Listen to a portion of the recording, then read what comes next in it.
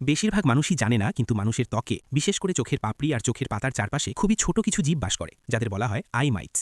এদের বৈজ্ঞানিক নাম ডেমোডেক্স, আর প্রায় সব প্রাপ্তবয়স্ক মানুষের শরীরেই এরা থাকে। এতটাই ছোট যে খালি চোখে দেখা যায় না, মাইক্রোস্কোপ ছাড়া ধরা পড়ে না। বন্ধুরা, আর একটা নতুন ভিডিও নিয়ে জানা অজানাতে আমি দেবাশিস।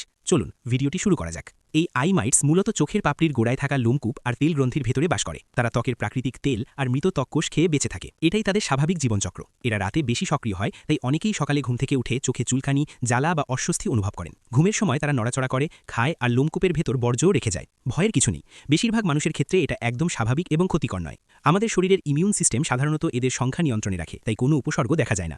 সমস্যা শুরু হয় তখনই যখন এই মাইটসের সংখ্যা অস্বাভাবিকভাবে বেড়ে যায়। এই অবস্থাকে বলা হয় ডেমোডেক্স ওভারগ্রোথ। এই সময় লক্ষণ হিসেবে দেখা দিতে পারে চোখের পাতা চুলকানো, লাল হয়ে যাওয়া, জ্বালা পোড়া, পাপড়িতে খোসা পড়া, চোখে বালির মতো কিছু ঢুকে আছে এমন অনুভূতি, বিশেষ করে সকালে ঘুম থেকে ওঠার পর। চোখের পরিচ্ছন্নতা ঠিক না রাখা, দুর্বল রোগ প্রতিরোধ ক্ষমতা, বয়স বাড়া বা কিছু ত্বকের সমস্যায় এই ঝুঁকি বেড়ে যেতে পারে। ভালো খবর হলো, এই সমস্যার চিকিৎসা আছে।